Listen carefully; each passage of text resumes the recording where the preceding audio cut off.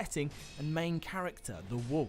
He's a shinobi, trained since young to be the guardian to the divine heir.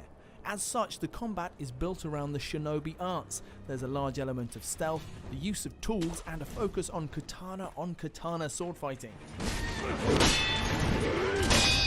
Common to all of them, and a sign of Sekiro's Tenchu heritage, is the shinobi death blow.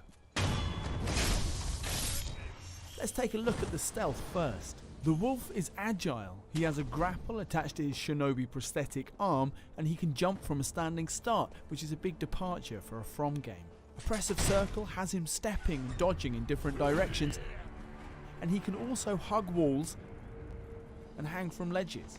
L3 drops him into a crouch, making him less visible and enabling him to sneak. An iris effect appears on screen when he's harder to detect, like when he slips into long grass and becomes barely visible. When enemies are unaware, you can perform a death blow immediately. This red dot signals that it's available, and one press of R1 will activate it.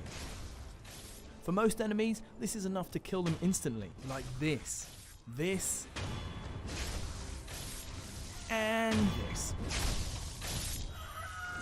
Some enemies though are a little tougher and will take multiple death blows. The number needed is represented by these dots next to their health bar. Stealth attacks can also be performed from ledges and from the air using plunging death blow attacks. These stealth attacks are powerful because even pretty basic enemies can be awkward given the chance. Getting rid of them quickly and quietly is a real advantage. In fact, opening up your opponent to a death blow is probably the main objective of all Sekiro's combat situations. With stealth, it's automatic. When the enemy knows you're there, it becomes about posture. Posture is the mechanic through which Sekiro controls its excellent sword combat. Both you and your enemy have a posture bar in any given encounter. The aim is to protect your posture while filling your enemy's bar, which then opens them up to a death blow.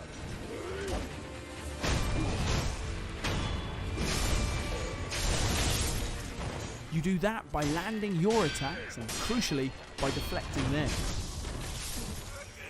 Deflections are pulled off by pressing L1 right before your enemy's blow lands, resulting in a metallic clash and a boost to their bar.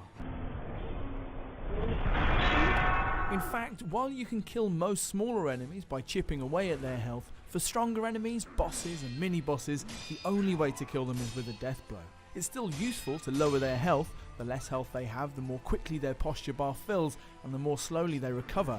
But, for example, landing more regular attacks on this samurai general isn't doing any good. But when he's this weak, breaking his posture is easy.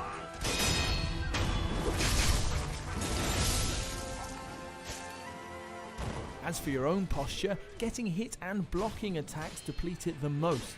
Look at this bit of fight against General Kawarada. I block, then deflect, and then get hit. The block and the hit fill my bar considerably, but the deflection barely at all. In the end, I do a straight block again, and my posture is broken. Remember, there's no stamina in Sekiro, so there's no reason not to dodge and attack as much as you like, but the posture system will punish you for blocking repeatedly. This makes deflecting very powerful. Almost every attack in the game can be deflected, even huge blows from giant enemies, and it turns the combat into a reflection of the shinobi style of fighting. Patient, skillful, and about turning your opponent's attacks back on themselves. During combat, especially against more powerful enemies, you'll also come up against perilous attacks. These are signalled by a floating character, which literally means danger, like this, and can take a couple of different forms. Low sweep attacks, which you need to jump at just the right time, and thrusting attacks, which counterintuitively you need to step into while pressing circle to counter like this. Combat therefore becomes about trying to read your opponent, watching for perilous attacks, looking for an opening, perhaps blocking or dodging attacks that you can't read so well, and waiting for a chance to deflect and create the opportunity for a death blow. The deflection and posture systems make Sekiro so different from Dark Souls and Bloodborne that it's difficult to compare them. This is quicker, tenser, and more finely balanced, and working for a death blow opening is like a fight within the fight.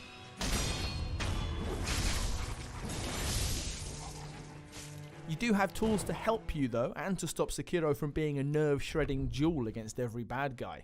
The Wolf's Shinobi prosthetic can be fitted with various weapon attachments. You can cycle between them by pressing triangle and use the special ability with R2.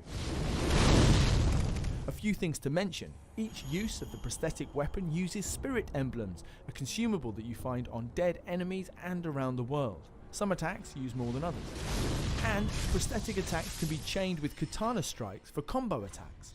Blow flame with the prosthetic, for example, and your follow-up gives you a flaming sword for a few seconds. Throw a shuriken and your attack will dash forward to take advantage of the opening. One key thing about the prosthetic weapons is that they're effective against particular enemies. These lowly shield guys are actually quite difficult to take out in open combat, unless you have an axe handy to crack them to pieces. Some enemies, like this chained ogre, really hate fire. Like, really hates it. Look not just at the damage it's doing, but how it's affecting his posture bar, opening him up to a finish.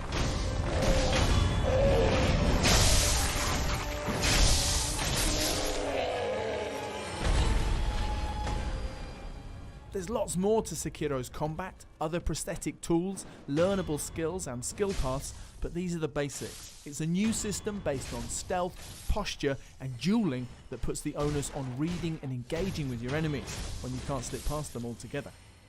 Sekiro Shadows Die Twice is out on the 22nd of March. If you enjoyed this video, please give it a like, subscribe to Access for more like this from the world of PlayStation, and we'll see you soon.